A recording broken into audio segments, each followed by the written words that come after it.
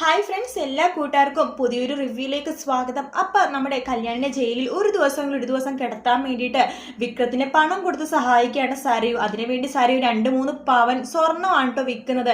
അതിനുശേഷം വിക്രത്തിന്റെ കൈ കൊടുക്കുകയാണ്. കാരണം കേസ് നടത്താനൊക്കെ പൈസ ആവശ്യമാണല്ലോ വക്കീലിനെ വെക്കാനും. അങ്ങനെ ഏറ്റവും നല്ല കേസ് വാദിക്കുന്ന വക്കീലിനെ തന്നെ നല്ല പ്രതിഫലം കൊടുത്തിട്ട് അവർ കേസ് വാദിക്കാൻ വേണ്ടി വെക്കുവാണ്.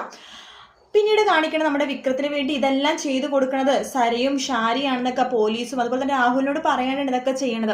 അപ്പൊ ഇതൊക്കെ രാഹുൽ അറിയുമ്പോൾ ഷാരിന് ഒരുപാട് വഴക്ക് പണ്ട് എന്തിനാണ് നിങ്ങൾ അവരായിട്ട് കൂട്ടുകൂടി, നാളൊരു സമയത്ത് വിക്രമാണ് ഇതിന് പിന്നിലെന്ന്, അതായത് ആൽബയുടെ തലക്കടിച്ചതും അവിടുന്ന് ഗോൾഡ് അല്ല, അത് ഗോൾഡ് എന്ന് പറഞ്ഞത് ഭയങ്കര വലിയ ഒരുപാട് പവന് ഗോൾഡാണ് കേട്ടോ മോഷ്ടിച്ചത്, അതെല്ലാം വിക്രമാണ് ചെയ്തെന്ന് തെളിഞ്ഞു കഴിഞ്ഞാൽ അതിന് പിന്നെ നിങ്ങളും കൂടി ഉണ്ടോയെന്ന് പോലീസുകാർ സംശയിക്കും. കാരണം നിങ്ങളാണ് അവരെ ഹെൽപ്പ് ചെയ്തത്.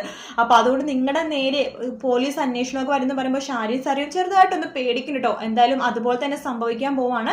വിക്രമാണ് ഇതിന് പിന്നിലെന്ന് 100% തെളിഞ്ഞു കഴിയുമ്പോഴേക്കും വിക്രത്തിന് ഇതിനെ വീട്ടിലെ ഹെൽപ്പും കാര്യങ്ങളും, അതായത് പോലീസ് സ്റ്റേഷനിൽ വരാനും അതുപോലെ തന്നെ പൈസ കൊടുക്കാനും അതുപോലെ തന്നെ പല കാര്യങ്ങളിലും ഇതിന് രക്ഷപ്പെടാനും ഒക്കെ കേസിൽ നിന്ന് രക്ഷപ്പെടാനൊക്കെ സഹായിച്ചത് സരയും അതുപോലെ തന്നെ സരയുവിൻ്റെ അമ്മ ഷാരിയാണെന്ന് പോലീസുകാർ പറയുമ്പോൾ ഇവരെയും കൂടി ഭീഷണിപ്പെടുത്തുന്ന സീനുകൾ നമുക്ക് കാണാൻ സാധിക്കും. കാരണം വെച്ചാൽ കള്ളനെ കൂട്ടുനിന്നവർ എന്ന നിലയിൽ ഷാരിയും സരയും എന്തായാലും ക്വസ്റ്റ്യൻ ചെയ്യപ്പെടുന്നു 100% ഉറപ്പാണ്.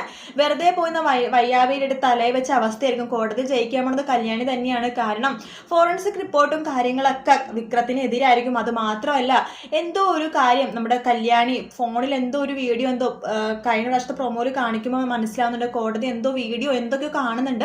അതിനർത്ഥം എന്തൊക്കെയോ ക്യാമറയിൽ വിക്രത്തിന്റെയും കൂട്ടുകാരുടെയും ചിത്രം 11 അത് മാത്രമല്ല ശരണ്യയുടെ ഭർത്താവിന്റെ തലക്കടിച്ച കേസിലും കൂടി വിക്രം അഴിയെണ്ണും. എന്തായാലും നമുക്ക് കാത്തിരുന്ന് തന്നെ കാണാം ഇവരുടെ ഭാഗങ്ങൾക്ക് വേണ്ടിയിട്ട്.